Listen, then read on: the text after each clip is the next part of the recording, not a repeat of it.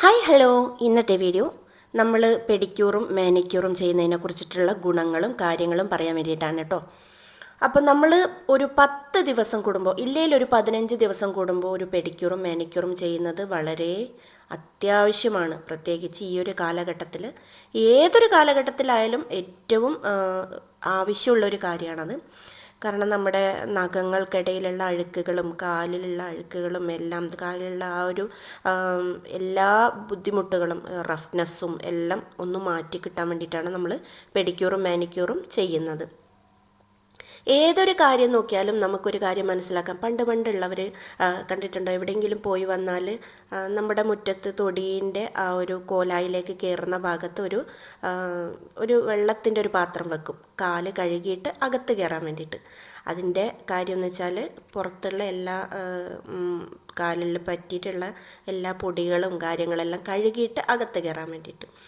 അപ്പം അതുപോലെ തന്നെ എന്തൊരു കാര്യത്തിന്, ഇപ്പം നമ്മളൊരു അമ്പലത്തിൽ പോയാലും ഒരു പള്ളിയിൽ പോവുകയാണെങ്കിലും എവിടെ പോവുകയാണെങ്കിലും നമുക്ക് പുറത്ത് പൈപ്പോ അല്ലെങ്കിൽ വെള്ളമോ കുളമോ എന്തെങ്കിലും ഉണ്ടാവും കാല് കഴുകിയിട്ട് അകത്ത് കയറാൻ വേണ്ടിയിട്ട്.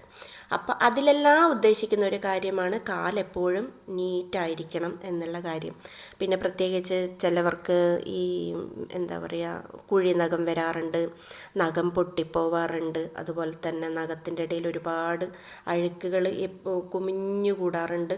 അതുപോലെ അങ്ങനെ പല പല ബുദ്ധിമുട്ടുകളുണ്ട്. അങ്ങനെ അഴുക്ക് നഖത്തിൻ്റെ ഇടയിൽ ഉണ്ടായാൽ തന്നെ അസുഖങ്ങൾ വരാൻ വേറെ എവിടെയും പോവണ്ട. അപ്പോൾ അതെപ്പോഴും നീറ്റായിരിക്കേണ്ട നമ്മൾ ആവശ്യമില്ല. അതുപോലെ നമ്മുടെ മടമ്പ് എന്ന് പറയും, അതായത്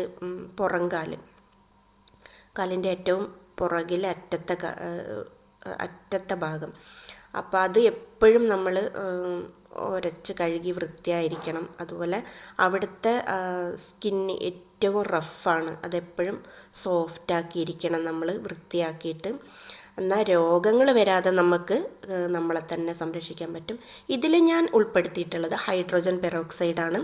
നമുക്ക് എല്ലാ സമയവും പാർലറിൽ പോകാൻ പറ്റിയിട്ടില്ലെങ്കിലും ഹൈഡ്രോജൻ പെറോക്സൈഡ്, അതായത് 20 വോളിയം, അത് നമ്മൾ വീട്ടിൽ വാങ്ങി വെച്ച് കഴിഞ്ഞാൽ നഖങ്ങൾക്ക് നമ്മൾക്ക് കാല് കഴുകി നഖങ്ങളിലെല്ലാം ഇത് പുരട്ടി വെച്ച് ഒരു 10 മിനിറ്റ് കഴിഞ്ഞ് കഴുകി വൃത്തിയാക്കി കഴിഞ്ഞാൽ നഖങ്ങൾക്കിടയിലുള്ള എല്ലാ അഴുക്കുകളും പൊടികളും അണുക്കളും എല്ലാം നീങ്ങിക്കിട്ടും.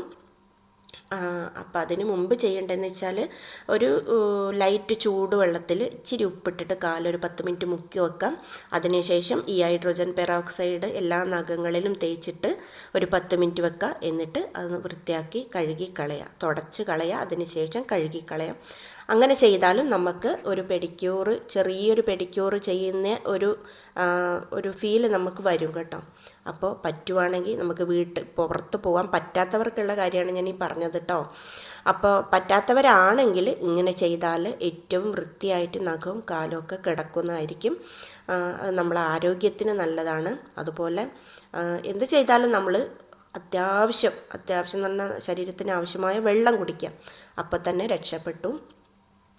അപ്പോൾ ഈ വീഡിയോ എല്ലാവർക്കും ഇഷ്ടമായി എന്ന് വിചാരിക്കുന്നു. ഇഷ്ടമായാൽ ലൈക്ക് ചെയ്യുക, ഷെയർ ചെയ്യുക, ഒന്ന് സബ്സ്ക്രൈബ് ചെയ്ത് സപ്പോർട്ട് ചെയ്യാം. അപ്പോൾ ഇനിയും നിങ്ങളുടെ എല്ലാവരുടെയും സഹകരണം ഞാൻ പ്രതീക്ഷിക്കുന്നു.